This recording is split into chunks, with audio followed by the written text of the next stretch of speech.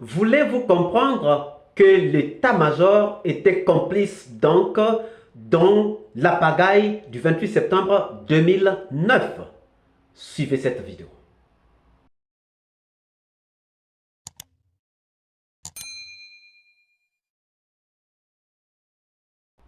Bonjour, bonsoir, cela dépend de l'heure à laquelle vous regardez cette vidéo. Bienvenue si vous nous découvrez pour une première fois. Encore un réel plaisir pour moi de venir devant vos écrans vous exposer les analyses du Soleil d'Afrique. Aujourd'hui, nous voulons exploiter la responsabilité de l'état-major général des armées dans la pagaille, dans les massacres du 28 septembre 2009. Pour soutenir cela, nous allons nous poser la question de savoir pourquoi les armes étaient au faisceau le 28 septembre 2029. Pourquoi les armes étaient-elles au faisceau le 28 septembre 2009? Avant tout, nous vous laissons suivre cet extrait et nous revenons. Suivez. Donc c'est pourquoi on n'était pas trop sûr. C'est ainsi que la veille, le 26, j'ai passé le communiqué à tous les chefs d'état-major, aux commandants des grandes unités. Quand je parle des grandes unités, c'est le bataillon du Génie, le bataillon de Kamayenne, le camp Samori, le camp Alpha Yaya, plus les chefs d'état-major, le directeur national de la police et le directeur national de la douane,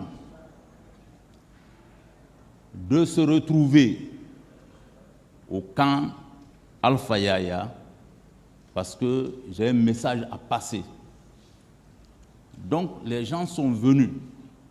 Effectivement, c'était à 10 heures qu'on s'est retrouvés. J'ai passé le message. Le quartier reste consigné. Je ne veux voir aucun militaire dans la rue. Si le meeting a lieu, seule la police et la gendarmerie sont habilités pour le maintien d'ordre. Tout le reste, quartier consigné, les armes au faisceau. Et vous me rendez compte. Je leur ai laissé aussitôt d'aller dans leurs unités et faire le rassemblement général, passer le message aux militaires et me rendre compte. Moi, j'ai replié. Ce retrouvail n'a même pas fait plus de 10 minutes. À peu près 15 comme ça, 20 minutes. Hein. J'ai laissé tout le monde partir. Et effectivement, arrivés dans leurs unités, ils ont appelé le rassemblement et ils ont passé le message et on m'a appelé pour me dire que le message est passé. Donc, il y a des unités qui ont consigné même ce jour. Les militaires ont passé la nuit là-bas. Ils ont dit que personne ne rentre à la maison. On peut vérifier. Ces personnes qui commandaient ces unités, ils sont vivants encore. Ils m'ont passé le message qu'ils ont fait le rassemblement, que les armes sont au faisceau. J'ai dit d'accord. Donc ce jour, le 28 septembre, moi, dès 7 heures, j'étais au bureau, au camp Samori. J'ai passé toute la journée là-bas, au camp Samori. Et là aussi, moi-même, j'ai vu de mes propres yeux les armes au faisceau et quartier consigné. Donc, il y avait un petit radio qui était à côté, qui émettait les informations qui se passaient au stade. Donc, c'est à la radio, j'ai suivi beaucoup de choses. Entre-temps, entre 10h, 11h comme ça, je reçois l'appel de la dame, une Française, qui m'appelle, je ne sais pas comment elle a eu mon numéro, elle se présente à moi. Je suis responsable de la Croix-Rouge internationale et la Croix-Rouge. Pourquoi nous posons-nous la question de savoir pourquoi les armes étaient au faisceau?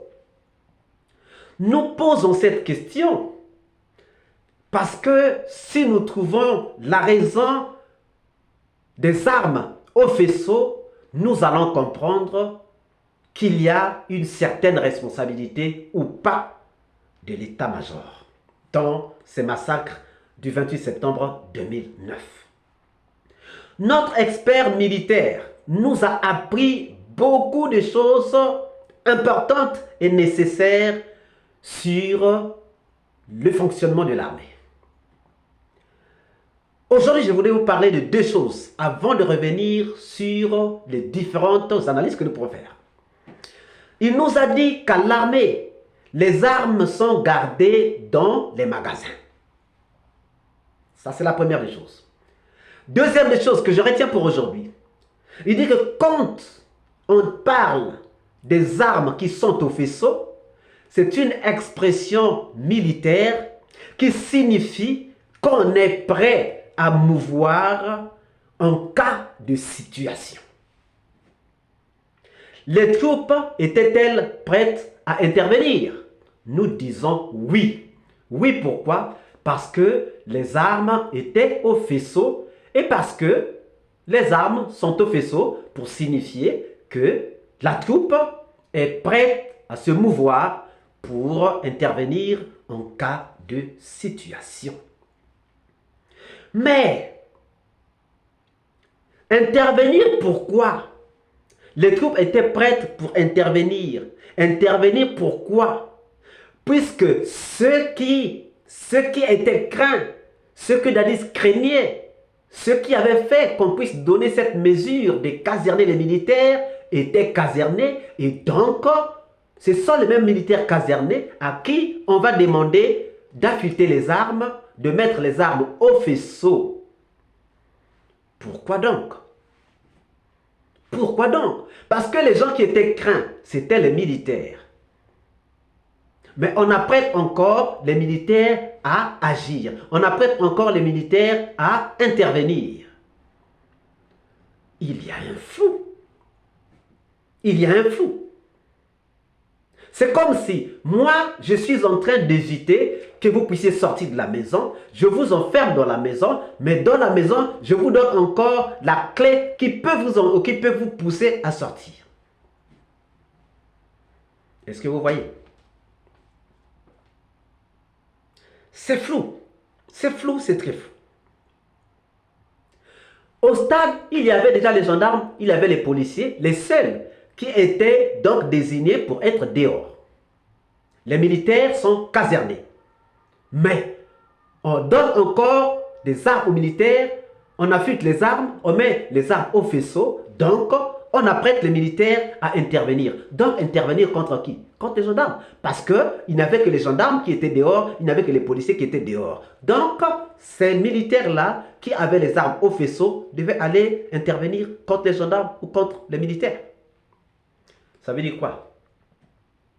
Ça veut dire que celui qui avait donné l'ordre de mettre les armes au faisceau savait qu'il y avait quelque chose. Il savait qu'il y avait quelque chose. Il y avait quelque chose. Voilà pourquoi il fallait mettre les armes au faisceau. Donc mettre même ces armes au faisceau, c'était se préparer. Puis ce sont les militaires qui peuvent faire la pagaille. Les militaires sont concernés. On leur donne encore des armes. Eux qui peuvent intervenir. Eux qui peuvent faire la pagaille. Eux pour qui on a peur. On leur donne encore des armes. Vous ne trouvez pas que c'est flou? C'est flou. Chose curieuse. On caserne les gens, on leur donne les armes, on met les armes au faisceau, donc prêts à se mouvoir en cas d'urgence.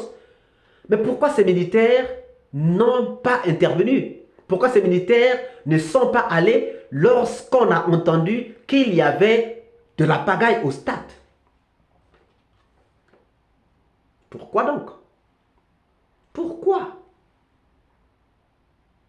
Chers amis, ceux qui avaient donné l'ordre de mettre les armes au faisceau s'étaient préparés à quelque chose.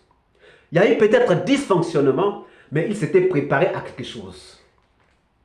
Il s'était préparé à quelque chose. Et le chef d'état-major ne s'inquiète même pas. Lorsqu'il entend que des gens sont en train de mourir au stade, lorsqu'il entend qu'il y a des gens qui sont morts par balle, il ne se presse même pas, il ne dit absolument rien, il est tranquille.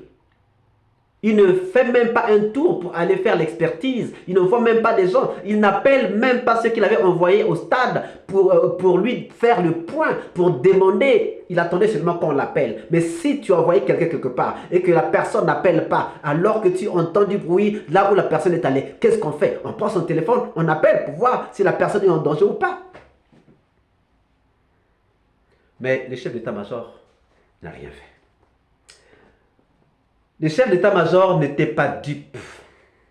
Il n'était pas dupe de mettre les armes au faisceau. C'est une consigne sérieuse. Une consigne militaire très sérieuse. Mais avait-il eu l'audace de mettre les armes au faisceau de son propre gré? Ou bien il avait reçu des consignes? S'il avait reçu des consignes, de qui il avait reçu des consignes? S'il n'avait pas reçu des consignes, ou s'il avait reçu des consignes, il faut qu'on nous dise pourquoi ces consignes avaient été données, pourquoi on avait apprêté l'armée pour intervenir, et pourtant il y a aussi eu la pagaille, mais l'armée n'est pas allée intervenir. Que pensez-vous donc de cette situation de mettre les armes au faisceau? Nous attendons vos réponses dans les commentaires. Si cette vidéo vous a plu, ne manquez pas de laisser vos pouces bleus, de commenter, de partager. Si vous n'êtes pas encore abonné, c'est le moment pour vous de vous abonner, surtout de ne pas manquer d'activer la cloche de notification afin d'être averti à temps réel de toutes nos prochaines publications. Quant à moi, je vous dis à très bientôt pour une nouvelle capsule. Ciao!